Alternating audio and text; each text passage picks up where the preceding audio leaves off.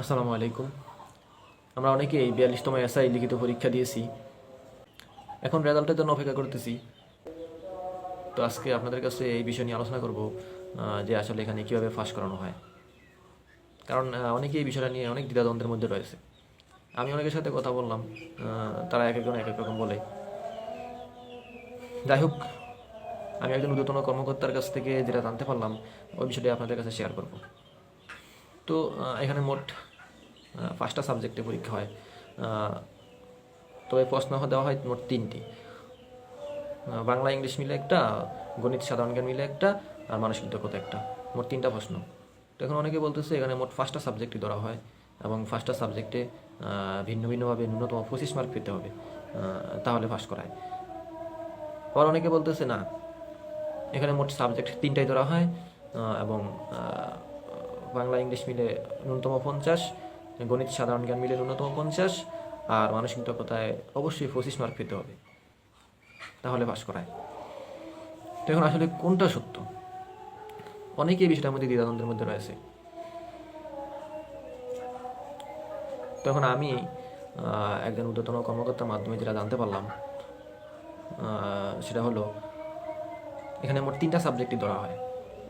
Bangla English মিলে একটা, গণিত সাধারণ জ্ঞান মিলে একটা, আর মানসিক দক্ষতা একটা। তো বাংলা ইংলিশে ন্যূনতম 50,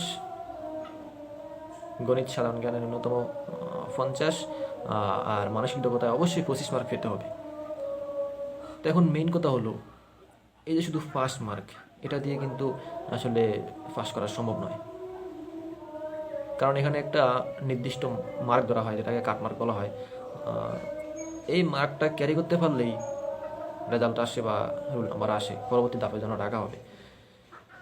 আর এটা ক্যারি করতে না পারলে কিন্তু আপনি ফার্স্ট করেও আসলে কোনো লাভ নেই, আপনার রেজাল্ট আসবে না, রোল নাম্বার আসবে না। আর একটা কথা, গতবারের তুলনায় এবার কিন্তু লিখিত পরীক্ষার প্রশ্ন মোটামুটি একটু সহজ হয়েছে, বিশেষ করে মানসিক দক্ষতা। অন্যগুলো স্ট্যান্ডার্ড, তবে মানসিক দক্ষতার প্রশ্নটা মোটামুটি একটু সহজ হয়েছে। কারণ গত পরীক্ষায় মানসিক দক্ষতা মোট 40টি প্রশ্ন ছিল, এবার 25টি প্রশ্ন এবং একটু সহজ হয়েছে, 25টিতে 50 মার্ক।